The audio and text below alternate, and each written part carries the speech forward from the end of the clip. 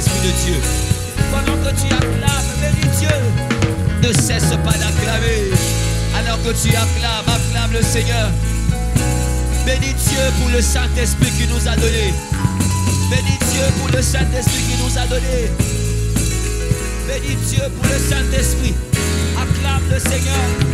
Acclame le Seigneur. Acclame le Seigneur. Acclame Dieu. Acclame Dieu. Acclame Dieu. J'aimerais le lire en lingala. Betela et Maboko. Betela et Maboko. Betela ensemble et Maboko. Betela ensemble et Maboko. Oh, il est dit de louange. Il est à son mérité adoration. Alléluia. Alléluia. Acclame le Seigneur. Acclame le Seigneur. Acclame le Seigneur. Est-ce que tu peux l'acclamer avec les paroles d'intelligence? Est-ce que tu...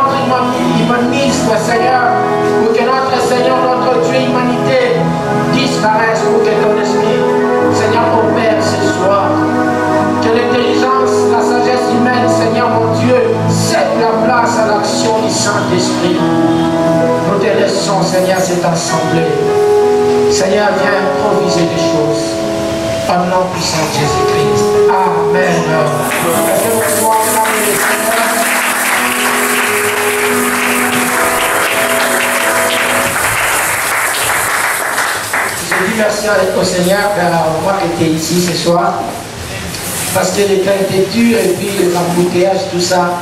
Alors moi-même, je me disais, est-ce que je vais arriver à temps? Dieu soit loué, il a permis que nous soyons là ce soir. Amen. J'ai dit merci aussi à l'homme de Dieu qui a porté son choix sur nous, afin d'apporter la parole de Dieu au milieu de vous. Et nous prions que Dieu continue à nous faire énormément du bien. Amen. Amen. Nous allons lire la parole de Dieu et ce soir nous commençons notre séminaire de la Pentecôte. Je vais introduire Il y aura les bien-aimés qui passeront ici. Et nous allons tous passer le moment vraiment merveilleux dans la présence du Seigneur. On introduit ce soir et nous allons continuer jusqu'à vendredi. Nous serons toujours ici le soir. Et le dimanche, nous aurons notre culte comme d'habitude à 8h30. Et avant d'aller loin, j'aimerais dire ceci. Comme le Seigneur a mis cette pensée dans la mémoire de notre Père, pendant ce séminaire, nous allons vivre des moments merveilleux. Et Dieu avait mis dans son cœur que la journée de vendredi, ça sera accompagné de prières et de jeûnes. Et aussi des sacrifices. C'est-à-dire, on va remettre des enveloppes des sacrifices. Mais il y a une seule condition, c'est que les gens qui ne vont pas gêner et ne prendront pas ces enveloppes. Parce que nous voulons que l'action de grâce que nous allons faire sera des actions de grâce, des sacrifices. Quelqu'un qui a gêné pendant la journée et à l'issue de ça, il met quelque chose et il vient offrir au Seigneur. Et c'est le même vendredi. Nous allons aussi passer à la table du Seigneur. Alors j'aimerais te dire ceci, de ne pas manquer un seul jour. Sois là dans la présence du Seigneur. Amen. Amen. La Pentecôte pour tous. Et ce soir j'aimerais partager sur le thème du désespoir à l'accomplissement de la promesse. Du désespoir à l'accomplissement de la promesse. Nous allons lire le livre de Joël, chapitre 2, verset 25 à 9. Joël, chapitre 2, verset 25 à 29 plutôt. Voilà, la Bible dit ceci. Je vous remplacerai les années qu'ont dévoré la sauterelle, les Gélèques, les Asiles, les Gazas, ma grande armée que j'avais envoyée contre vous.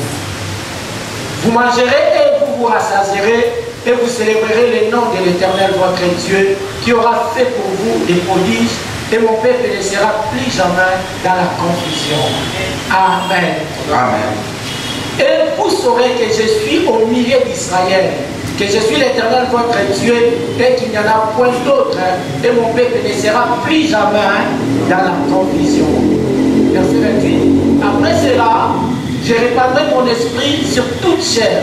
Vos fils et vos filles prophétiseront, vos vieillards auront des songes et vos jeunes gens des visions. Verset 29. Même sur les serviteurs et sur les servantes, dans ces jours-là, je répandrai mon esprit. Amen. Alors ça, c'est quelques passages. On a dit qu'il y a 3 endroits. Rien que du verset 25 à 29, il y a ici, il y a le verset 25, 26, 27, 28 et 29, donc 5 versets. Dans les 5 versets ici, on a dit 3 fois mon peuple ne sera plus jamais dans la confusion. Mon peuple ne sera plus jamais dans la confusion. Vous savez qu'il arrive des fois nous prions, mais il y a des fois nous croyons, nous n'avons pas la foi à notre propre foi. Il arrive des fois nous prions, mais la vie que nous sommes en train de mener, les gens sont, nous-mêmes nous sommes dans la confusion. Est-ce que nous servons un Dieu ou nous ne servons pas? Est-ce que nous sommes là ce soir? Est-ce que nous servons Dieu ou nous ne servons pas Dieu? Et voilà pourquoi ici le Seigneur, quand il veut restaurer Israël, lui-même reprend ça plus plusieurs fois. Il dit le peuple ne sera plus jamais dans la confusion. Il ne dit pas seulement qu'il ne sera pas dans la confusion. C'est-à-dire que le Seigneur est en train de finir quelque chose pour toujours. Est-ce que nous sommes là ce soir? Amen. Il est en train de finir quelque chose pour toujours. Le peuple ne sera jamais, dans la confusion. S'il avait marché dans la confusion, s'il avait marché dans l'humiliation, s'il avait marché dans le désespoir, s'il avait marché dans les larmes, mais le Seigneur est en train de promettre c'est lui-même qui va restaurer Israël. Il ne sera plus jamais dans la confusion. Et il va lui rendre les années perdues, les années de désespoir, les années d'échec. La Bible dit qu'il va nous remplacer ces années par d'autres années. Est-ce que nous sommes là ce soir? Quand le Seigneur décide de faire quelque chose, il le fait bien. Est-ce que nous sommes là ce soir? Actes des Apôtres chapitre 2. On commence au verset 1. Actes des Apôtres chapitre 2. On commence au verset 1. Le jour de la Pentecôte, ils étaient tous ensemble dans le même lieu. Tout à coup, il vint du ciel un bruit comme celui d'un vent impétueux, et il remplit toute la maison où ils étaient assis. Des louanges semblables à des langues de feu leur apparurent, séparés les unes des autres, et se posèrent sur chacun d'eux. Retenez bien ça, et se posèrent sur qui? Sur chacun d'eux. Donc quand l'Esprit de Dieu est venu, donc il ne faut pas dire que l'Esprit est descendu seulement chez quelques personnes. Non, la Bible dit si chacun. Amen. C'est pour dire que même nous ce soir, l'Esprit de Dieu n'agit pas seulement dans la vie de quelques-unes, mais l'Esprit de Dieu agira dans chacune des personnes ce soir. Amen. Et ils furent tous remplis du Saint-Esprit et se mirent à parler en d'autres langues selon que l'Esprit leur donnait de s'exprimer. Or, il y avait en ce jour à Jérusalem des Juifs hommes pieds de toutes les nations qui sont sous les ciels. Au bruit qui eut lieu, la multitude accourut et elle fut confondue. Parce que, voilà, on retourne encore avec la confusion. Et elle fut confondue. Parce que chacun les entendait parler dans sa propre langue. Ils étaient tous dans l'étonnement et la surprise. Et ils se disaient les uns aux autres, voici ces gens parlent, voici ces gens qui parlent, ne sont-ils pas tous galiléens? Et comment les attendons-nous dans notre propre langue à chacun, dans notre langue maternelle? Parthes, Mèdes, Élamites, ceux qui habitent la Mésopotamie, la Judée, la Cappadoce, le pont d'Asie, de l'Asie, le pont l'Asie, la Phrygie, la Pamphylie, l'Égypte, les territoires de la Libye voisine, de Cyrène, et ceux qui sont venus de Rome, juifs et prosélytes, crétois et arabes, comment les attendons-nous parler dans nos langues des merveilles de Dieu?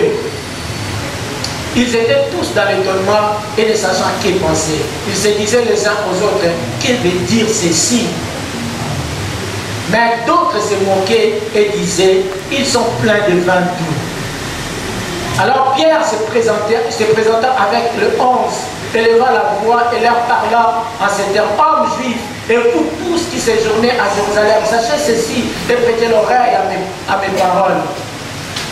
Ces gens ne sont pas ivres, comme vous le supposez, car c'est la 3e heure du jour. Mais c'est ici ce qui a été dit par le prophète Joël, que nous venons déjà de lire. Dans les derniers jours, Dieu dit, je répandrai de mon esprit sur toute chair. Vos fils et vos filles prophétiseront, vos jeunes gens auront des visions et vos vieillards auront des songes. Donc ici, Luc est en train de répéter la parole que le prophète Joël avait prononcé. En passant, sachant que le livre des Luc et le livre des Actes des Apôtres, les deux livres ont été écrits par Luc. Et il a écrit ça à une seule personne, à Théophile. Amen. Donc ici, c'est lui qui est en train de parler de ce qui s'était passé le jour de la Pentecôte à Théophile. Parce que le livre de Luc et le livre des Actes des Apôtres, c'est écrit par Luc qui a écrit à Théophile. Amen. Alors il dit, comme le prophète Joël était en train de parler, il dit, oui, sur mes serviteurs et si mes servants dans ces jours-là, je répandrai de mon esprit et ils prophétiseront. Je ferai paraître des prodiges en haut dans les ciels et des miracles en bas sur la terre, du sang, du feu et une vapeur de fumée. Le soleil se changera en ténèbres et la lune en sang avant l'arrivée du jour du Seigneur, de ce jour grand et glorieux. Le dernier verset. Alors, quiconque invoquera le nom du Seigneur sera sauvé. Le dernier passage avant qu'on évolue, Lévitique chapitre 23, verset 15. On peut s'arrêter même à 18. Lévitique 23, depuis le lendemain du sabbat, du jour où vous apporterez la gerbe pour être agitée de côté et d'autre, vous compterez 7 semaines entières. Vous compterez 50 jours jusqu'au lendemain du 7e sabbat. Et vous ferez à l'Éternel une offrande nouvelle. Verset 17. Vous apporterez de vos demeures des pains pour qu'ils soient agités de côté et d'autre. Et ils seront faits avec des dixièmes de fleurs de farine et puis avec des levain. Ce sont les prémices à l'Éternel. Amen. Ça, c'était la fête de la Pentecôte dans l'Ancien Testament.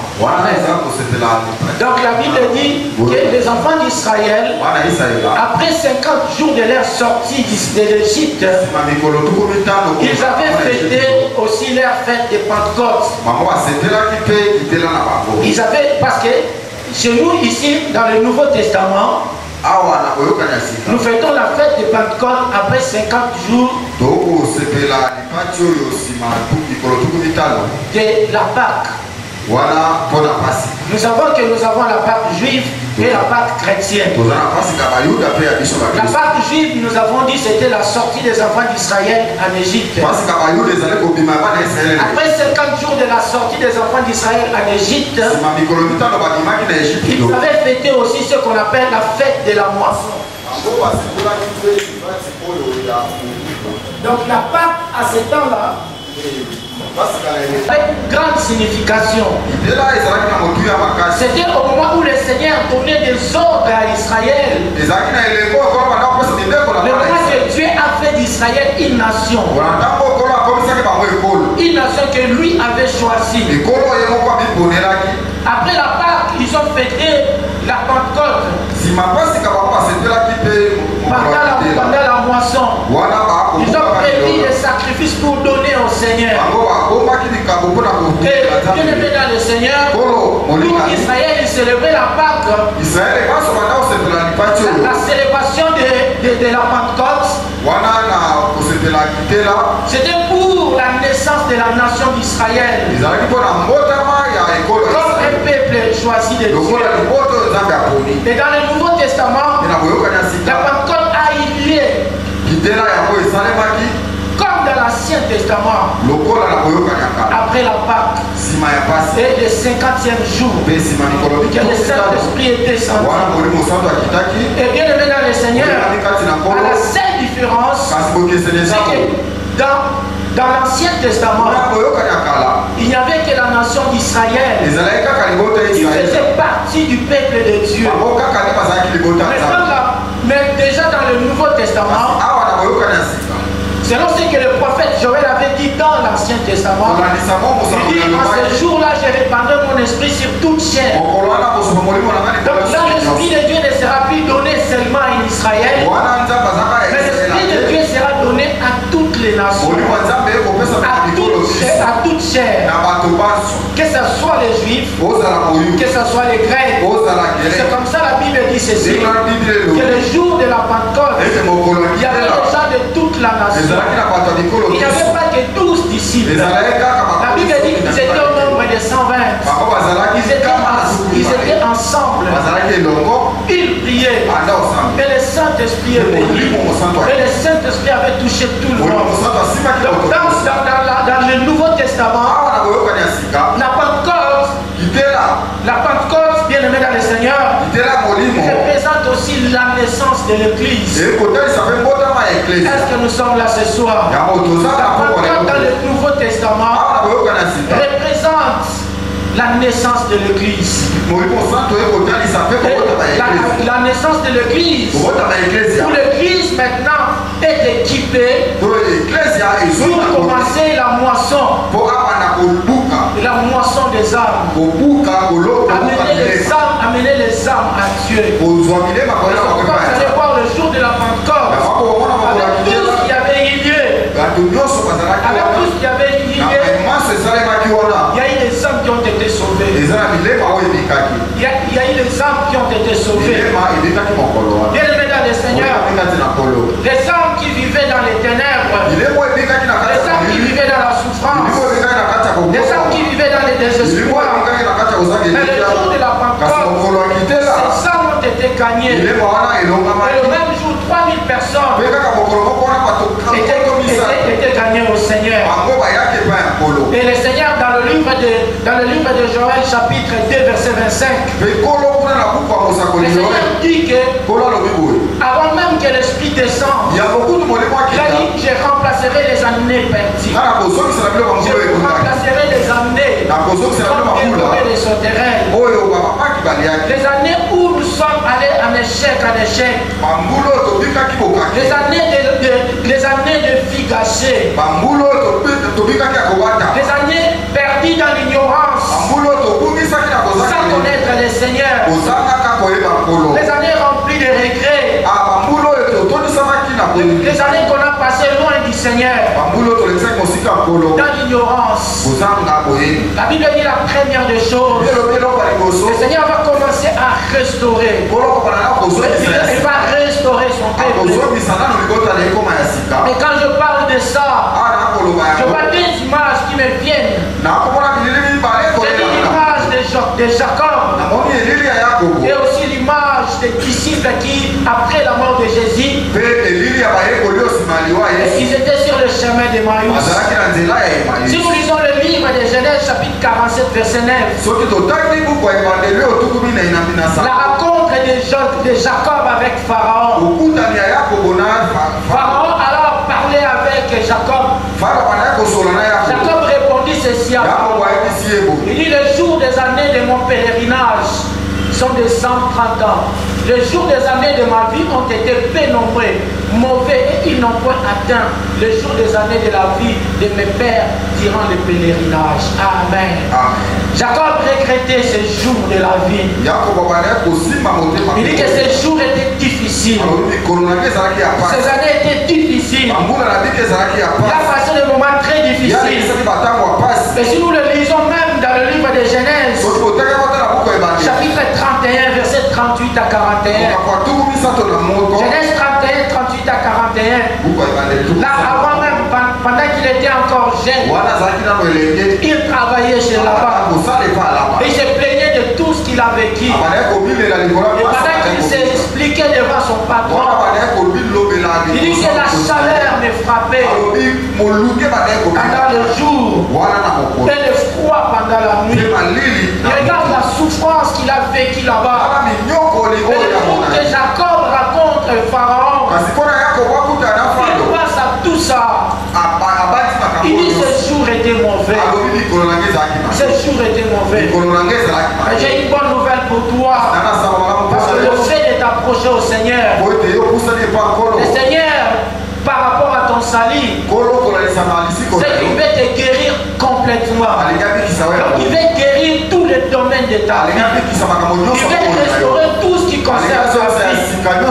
Et bien aimé dans le Seigneur, la Genèse 48 verset 11, ça c'est que j'aime beaucoup. La réponse c'est que Job, plutôt Jacob lui-même a dit. Écoutez ce qu'il dit. Alors Israël, donc Jacob dit à Joseph: je ne pensais pas revoir ton visage. Et voici que Dieu me fait voir même ta postérité. Amen. Amen. Vous savez que Jacob a travaillé beaucoup pour épouser Rachel. Mais après un moment donné, on lui a donné Léa. Il est rentré encore travailler. Et après il avait eu Rachel. Et après ils avaient eu ces deux enfants, Joseph et Benjamin. Et plus tard, ces enfants ont famille Joseph. Et cette souffrance est restée dans le cœur. Dans le cœur de Jacob. Il avait ce désespoir. Il avait ce regret de tous les jours. Et regardez comment il expliquait. Il dit que la chaleur du jour me frappait. Et que la nuit le froid me frappait. Mais il travaillait toujours. Et il dit pendant 20 ans, il avait travaillé comme ça. Et ce que j'aime dans ce passage, à ce temps ici, il était déjà vieux. Mais il apprend que Joseph n'est pas mort. Il apprend que Joseph n'est pas mort. Il apprend que Joseph vit encore. Et on dit qu'on va l'amener voir Joseph. Et Joseph l'a installé dans une très bonne vie, dans de très bonnes conditions.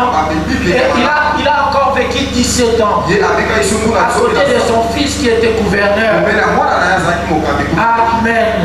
À côté de son fils qui était gouverneur. Bien aimé, il a vécu dans le bonheur. Dans un pays étranger. Parce que son fils, il croyait être il était encore en vie. Mais j'aimerais te dire, bien aimé, c'était le même désespoir dans le cœur des disciples qui allaient sur le chemin d'Emmaüs. Pendant qu'ils parlaient avec le Seigneur, bien aimé, dans le livre de Luc, chapitre 24, verset 21, ils ont dit que nous expérions que celui qui délivrerait Israël, maintenant il est mort. Maintenant il y a de cela 3 jours il est mort. Mais c'était ce même désespoir que ses disciples avaient. Mais ils ne savaient pas qu'il était déjà mort. Amen. Comme Jacob s'inquiétait déjà. Il savait qu'il était déjà mort. Mais un jour, on dit que Joseph vit encore. C'était la même réalité. Après la mort du Seigneur, ils ont cru qu'il est mort. Il est parti. Mais pendant qu'ils croyaient qu'il était mort, maintenant que le Seigneur était vivant. Et les disciples ne devraient qu'attendre la promesse. Amen. On devrait qu'attendre la promesse. Quand Joseph était avec ses frères étaient jaloux de lui. Et on l'a même vendu. Après l'avoir vendu, les remords ont monté dans leur cœur. À telle enseigne qu'il n'était pas capable de laisser Benjamin chez Pharaon. Quand Joseph les a dit de ramener Benjamin, que Joseph a voulu retenir Benjamin pour qu'on aille chercher Jacob. Et alors ses frères ils ont dit que l'un de nous reste, mais on ne saura pas laisser Benjamin parce qu'on va chercher à tuer notre père. Et ces gens avaient changé la vie, avaient changé leur manière de vivre. Et bien aimé dans le Seigneur, avant la mort du Seigneur Jésus, il y avait des luttes même parmi les disciples. Il y avait des luttes parmi les disciples. Les disciples étaient trop charnels. Ils s'occupaient plus des choses matérielles. Raison pour laquelle ils cherchaient même à comprendre qui était le plus grand parmi eux. Ils cherchaient qui était le plus grand. Et le Seigneur disait toujours, celui qui veut être plus grand peut être le plus petit. Et maintenant que le Seigneur était parti, la vision des choses était changée. Tout a été changé. Maintenant il devait voir les choses dans une autre direction. Maintenant il devait espérer à des choses surnaturelles. Il devait vivre maintenant dans une maturité. Amen. Il devait vivre dans une maturité. Car à ce temps, le Seigneur n'était plus présent physiquement. Et à ce temps, ils pouvaient demeurer maintenant ensemble. Ils pouvaient partager la même vision. Ils pouvaient promesse. Il pouvait attendre la promesse de Dieu. Il y a 3 préalables. 3 préalables pour que l'Esprit de Dieu souffle parmi ses disciples. C'est que ses disciples ont fait pour que la promesse arrive. Le Seigneur a promis qu'il va restaurer, que l'Esprit de Dieu va agir, que les disciples seront équipés. Mais la première des choses, dans le livre des Actes, chapitre 1, verset 4 à 7. Actes des Apôtres, chapitre 1, verset 4 et 7. Qu'est-ce que la Bible nous dit? Dans le livre des Actes des Apôtres, comme il s'est trouvé avec eux, donc comme Jésus s'est trouvé avec eux, il leur recommanda de ne pas s'éloigner de Jérusalem, mais d'attendre ce que le Père avait promis. Ce que je vous ai annoncé, leur dit-il. Amen. Amen. Le Seigneur avait donné un commandement. Il a demandé à tous les disciples de ne pas s'éparpiller, mais de rester ensemble, de rester à Jérusalem, jusqu'à ce que la promesse va s'accomplir. Et la première des choses, comme je disais, pour bien aimer provoquer le jour de Pentecôte, que cette action arrive, les disciples devraient obéir au commandement du Seigneur, devraient écouter la parole du Seigneur, obéir à la parole du Seigneur. Le Seigneur lui-même dit ceci, il les recommande.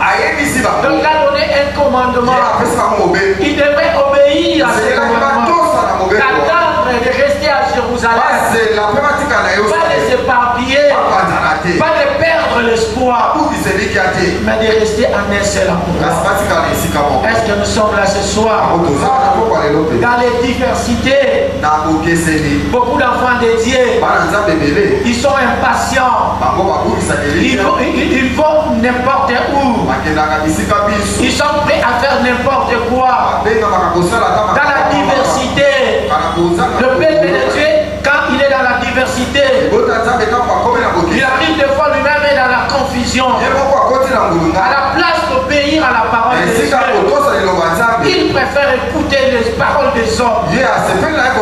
Il préfère écouter les publicités de la télé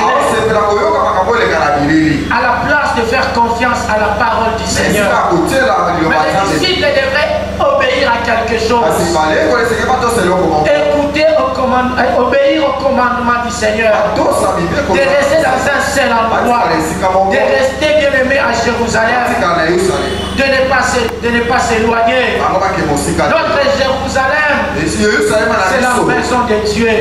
C'est là que nous venons rencontrer Dieu. Et même dans la diversité, nous ne sommes pas obligés de quitter pour d'aller n'importe où. Le Seigneur a donné cet ordre qu'il reste à Jérusalem. C'est la deuxième des choses. Ils devraient demeurer ensemble. Demeurer ensemble. Même pas faire petits groupes. D'avoir la même vision des choses. De penser de la même manière. Et ces gens demeuraient ensemble. Ces gens persévéraient. Pendant ce temps-là, il y avait certes la confusion. Parce que le Seigneur avait promis quelque chose qui n'était pas encore accompli. Alors ils étaient enfermés. Peut-être qu'ils pouvaient avoir honte de sortir. Et les gens pouvaient se moquer aussi d'eux. Dire qu'ils étaient ici, marchaient par-ci, par-là. Maintenant que leur Seigneur est parti, ils sont finis. Ils sont incapables de faire quelque chose. Les temps de miracle est passé. Ils n'ont rempli les miracles. Leur Seigneur est passé. Mais le Seigneur a dit qu'ils sont ensemble. Ils attendent la promesse du Seigneur. Car le miracle est encore possible. Amen. Et la troisième des choses, qui est la dernière préalable, c'est que ces gens avaient maintenant ce désir d'attendre que la promesse s'accomplisse. Ils avaient ce désir-là dans leur cœur. Je peux dire qu'ils avaient cette soif de voir la promesse s'accomplir. Car il pensait depuis Joël. Et que dans l'Ancien Testament, on l'avait dit. On ne savait pas comment les choses allaient se passer. Oh, bien aimé dans le Seigneur, le Saint-Esprit était descendu. Quand il a vu ces gens obéir à la parole du Seigneur, il a vu ces gens demeurer ensemble. Il a vu ces gens avoir la soif de la promesse de Dieu, de l'Esprit de Dieu, que Dieu les remplisse, que Dieu fasse quelque chose dans leur vie. Et alors le Seigneur va maintenant agir. Et la Bible dit que le Saint-Esprit était descendu. Et il y a un bruit comme le vent, un vent.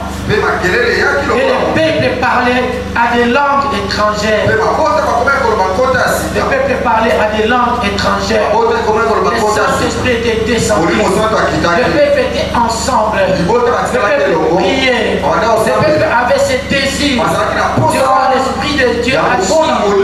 Et du coup, bien aimé dans le Seigneur, il y a eu un vent qui avait soufflé. Et que bien aimé, tous étaient remplis du Saint-Esprit. Et il parlait en langue. Il parlait en langue. Les choses avaient changé. Et comme nous avons lu dans le livre des Actes des Apôtres chapitre 2, la Bible dit la multitude a couru. Mais elle fut confondue. Les gens qui venaient pour voir ce qui s'est passé. La Bible dit, mais cette fois-ci, ce n'est pas le peuple qui est dans la confusion. C'est la multitude qui était maintenant dans la confusion.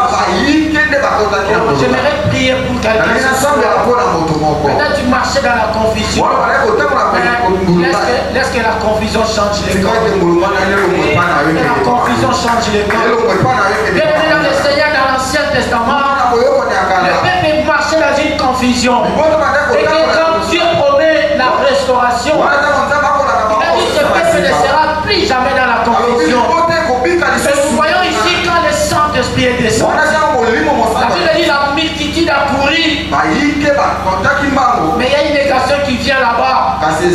Mais elle fut confondue. Elle fut confondue de ceux qu'ils sont venus voir. Oh, il y a des gens qui se moquent de ta manière de prier. Il y a des gens qui se moquent de toi. Mais je voudrais dire, bien aimé, si le Seigneur te touche ce soir, et les gens qui te verront dans les jours qui suivent, ils seront confondus de ce que Dieu fera dans toi. La Bible dit la multitude a couru, mais elle fut confondue. Et la deuxième des choses, la Bible dit, ils étaient dans l'étonnement et la surprise, ne sachant que penser. Amen. La Bible dit, ils étaient dans l'étonnement. Ils étaient dans la surprise. Et ils ne savent pas quoi dire.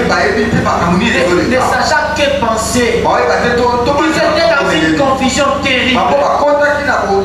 La Bible dit dans un grand étonnement. Oh, laisse que ta vie étonne les gens. J'aimerais prier que l'Esprit de Dieu te touche. Que l'Esprit de Dieu fasse que ta vie commence à étonner les gens. Que ta vie commence à étonner les gens. Que ta vie commence à surprendre les gens. La Bible dit qu'ils étaient dans la surprise. Ne sachant que penser. Quand on les regarde comme ça, mais ces gens ici, ce ne sont pas des Galiléens. Mais qu'est-ce qui s'est passé? Écoutez, à tel enseigne, qu'est-ce qu'ils disent? Ils se disaient les uns aux autres. Qu'est-ce que veut dire ceci? C'est comme si on ne voit rien. Ils voient comme s'ils ne voyaient rien. Amen. Qu'est-ce que veut dire ceci? C'est qu'on voit, on ne l'a jamais vu. Ce qui se passe, on ne l'a jamais vu. Ce qui se passe, c'est qui jamais vu. Mais il y a d'autres gens qui avaient un cœur dit. Qu'est-ce qu'ils disent? Ils disaient, la Bible dit d'autres se moquaient tout simplement. Ils disaient ces gens sont ivres. Ces gens sont ivres. Laisse-moi te dire ceci. Là où il y a l'Esprit de Dieu, il y a l'improvisation. Vous savez, l'improvisation, ce sont des choses qu'on n'a pas prévues. Et quand il y a l'Esprit de Dieu, il y a l'improvisation. Tu peux te présenter quelque part. Dieu improvise les choses. Je connais un gars qui ne parlait pas bien l'anglais. Il devait aller étudier en Europe, dans un pays anglophone. Il a fait des petits cours d'anglais ici. Les tests devraient se passer en Afrique d'ici. Après l'Afrique d'ici devrait rentrer ici. Et après il va aller à Londres. Pour rester là-bas étudier. Alors si tu échoues dans ces tests, tu ne vas plus partir. Mais c'est une personne qui priait. Il priait beaucoup. Et bien aimé dans le Seigneur, il a payé son billet d'avion. Il arrive en Afrique d'ici. Et pendant l'interview, il va voir un vieux papa. Il va voir un vieux papa.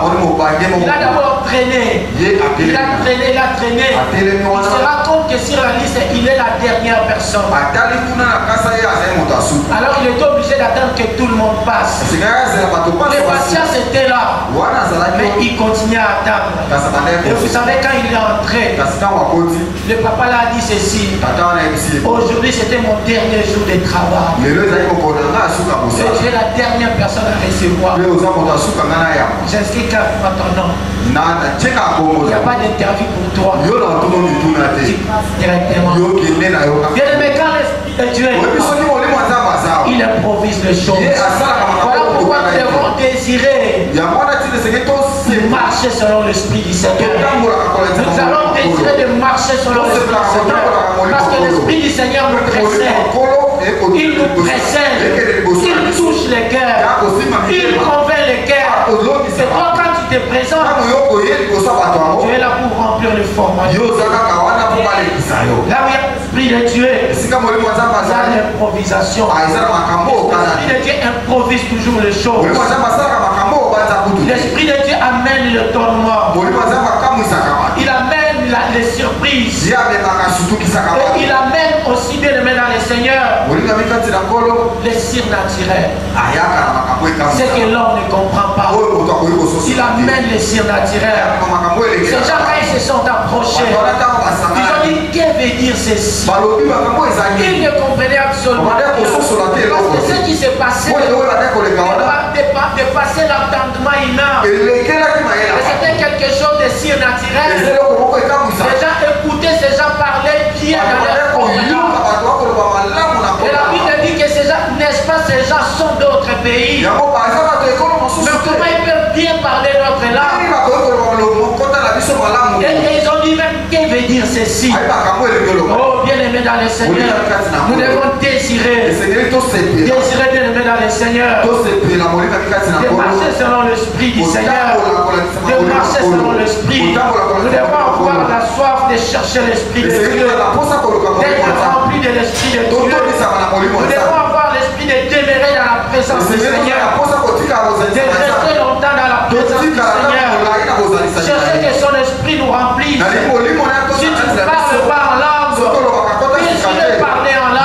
Demande le Seigneur de te remplir. Parce que quand l'Esprit de Dieu te remplit, c'est lui qui te conduit, c'est lui qui change les choses. Avant de finir, bien aimé dans le Seigneur, dans le livre de Jean, chapitre 3, verset 8, on est en train de comparer l'Esprit de Dieu au vent. Et pendant ce jour-là, il y avait un vent qui avait soufflé. J'aimerais qu'on parle un peu des caractéristiques du vent. Ce que le vent peut faire dans la vie de quelqu'un. Et nous allons nous arrêter là. L'Esprit de Dieu, dans le livre de Jean, chapitre 3, verset 8, la Bible dit ceci.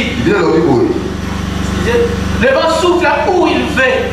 Et tu entends le bruit, mais tu ne sais d'où il vient ni où il va. Il en est ainsi de tout homme qui est né de l'Esprit. Amen. Et la première des choses, nous voyons là la souveraineté de Dieu. Et j'aime bien les textes que nous avons lus dans le livre des Actes des Apôtres. La Bible dit l'Esprit du Seigneur était descendu sur chacun d'eux. C'était la souveraineté de Dieu. Que son esprit se répande sur toutes les nations.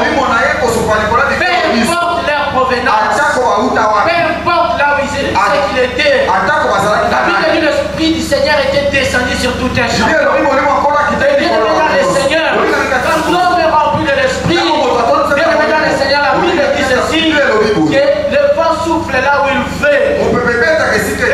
Bien aimé, c'est l'Esprit de Dieu qui le conduit. Et l'Esprit de Dieu est souverain. Comme le vent qui souffle là où il veut. Oh, laisse que l'Esprit de Dieu te conduise. Laisse que l'Esprit de Dieu te conduise. Le vent représente l'Esprit de Dieu. Et quand il dit qu'il souffle là où il veut, l'Esprit de Dieu peut toucher à qui il veut. Il peut toucher à qui il veut. Et il peut être donné à qui il veut. Le Seigneur peut donner son esprit à qui il veut. Qu'il soit païen ou pas. Viens dans le Seigneur. Il y a des gens qui ont parlé. Des gens qui sont venus. Et la Bible dit l'Esprit était descendu sur ce soir. Et il commençait à parler avec nous. Et la deuxième des choses, l'Esprit est invisible. L'Esprit est invisible. Comme le vent. La Bible dit dans le livre de Jean 3, verset 8. Jean 3, 8 qui était là. La Bible dit que le vent souffle. Le vent souffle. On entend le bruit. On ne voit pas ça. Le vent souffle et où il veut. Et tu en entends le bruit. Mais tu ne sais d'où il vient. L'Esprit de Dieu, on ne peut pas le voir. Il est invisible. Il est invisible. Tu peux chercher à toucher. Tu ne peux pas le toucher. Mais il est présent. Il est présent. Il agit dans la vie des gens. Il y a peut-être que tu vas sentir quelque chose dans ta vie. Il ne faut jamais te retenir. Et laisser l'Esprit de Dieu agir dans ta vie. Avoir ses désirs. De laisser l'Esprit de Dieu agir. Et l'Esprit de Dieu, il est insondable. La Bible dit tu ne sais d'où il vient. Ni où il va. La Bible dit tu ne sais d'où il vient. Ni où il va. Il est insondable. Tu ne sauras pas savoir d'où il vient. Quand l'Esprit de Dieu est là, il vient improviser. Amen. Il vient improviser. Il vient surprendre. Il vient créer l'étonnement. Il vient créer, bien aimé dans le Seigneur, les prodiges. Et la quatrième des choses, il est indispensable. Il est indispensable. Le souffle, l'Esprit de Dieu, c'est comme notre souffle, notre respiration. Et nous devons respirer l'Esprit du Seigneur. Sans l'air, nous ne pouvons pas vivre. Si nous n'avons plus de souffle, on ne va plus respirer. Et le Saint-Esprit bien aimé dans le Seigneur, c'est lui qui nous donne cette vie. Il est indispensable pour que nous restions debout. La Bible dit marchez selon l'Esprit et vous n'accomplirez pas les désirs de la chair. Si nous marchons dans l'Esprit, nous allons accomplir des grandes choses, des choses de Dieu. L'Esprit de Dieu est indispensable pour notre vie de chaque jour, pour notre service pour Dieu. Il nous équipe pour que nous soyons capables de surmonter peu importe lesquelles, laquelle des choses que nous pouvons rencontrer. Les disciples étaient enfermés parce qu'ils attendaient qu'ils soient revêtus de la puissance de Dieu afin de commencer le travail. Et bien aimé, nous avons besoin de l'Esprit de Dieu pour que nous entrions dans les champs de Dieu, pour que nous commençons la moisson de Dieu, la moisson des âmes. Nous avons besoin d'être revêtus du Saint-Esprit. S'il n'y a pas le Saint-Esprit, nous ne pouvons pas servir Dieu. C'est pourquoi il y a des gens qui abandonnent. Parce que ce sont les gens qui agissent selon la chair. Si quelqu'un est revêtu de l'Esprit de Dieu, il a la clairvoyance. Ses yeux sont ouverts à des choses que l'humain ne peut pas voir. Il est adonné au Seigneur. Et il marche selon l'Esprit de Dieu. Parce que ce ne sont pas ses sentiments qui le conduisent, mais c'est l'Esprit de Dieu qui le conduit. Et c'est pourquoi le Seigneur, il a regardé Pierre qui lui avait régné. Il travaillait selon la chair. Il a régné le Seigneur. Mais quand l'Esprit de Dieu est là, c'est Pierre qui prendra les enfants. C'est Pierre qui prendra la parole. Parce que maintenant il est revêtu. Il est revêtu de la puissance. Voilà pourquoi, bien aimé dans le Seigneur, pour bien servir Dieu, nous avons besoin d'être remplis du Saint-Esprit. Nous avons besoin d'être remplis du Saint-Esprit. Et la dernière des choses, l'Esprit donne vie. L'Esprit donne vie. Ézéchiel chapitre 37 verset 9 à 10. Joël chapitre 2 verset 28. La Bible dit: je répandrai mon esprit sur toute chair. Il dit que vos fils et vos filles prophétiseront. Je répandrai mon esprit et ils vont commencer à travailler. Je vais les revêtir. Quand je vais les revêtir, c'est alors qu'ils vont travailler. Le livre d'Ézéchiel, chapitre 37, verset 9 et 10. Verset 9 et 10. Le verset 9. La Bible dit, le verset 9, la Bible dit: il me dit, prophétise et parle à l'Esprit. Prophétise, fils de l'homme, et dis à l'Esprit, ainsi parle le Seigneur éternel. Esprit, viens des quatre vents, souffle sur ces morts, et qu'ils revivent. Le verset 10, la Bible dit quoi? Le verset 10. J'ai prophétisé selon l'ordre qu'il m'avait donné. Et l'Esprit entra en eux, et ils reprirent vie. Et ils s'étaient, et sur leurs pieds, c'était une armée nombreuse, très nombreuse. Amen. L'Esprit de Dieu donne la vie. L'Esprit de Dieu donne la vie. Il vient donner la vie à ceux qui étaient déjà détruits.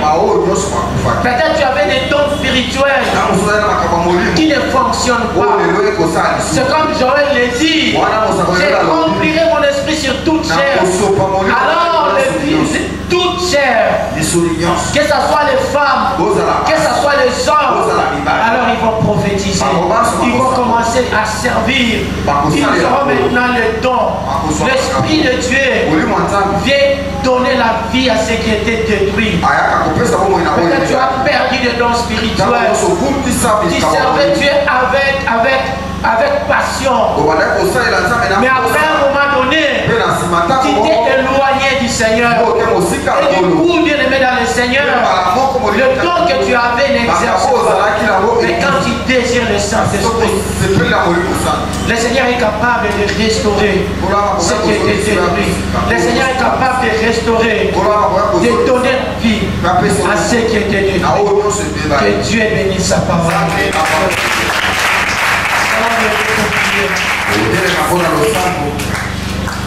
La chorale va nous aider avec une chanson très courte.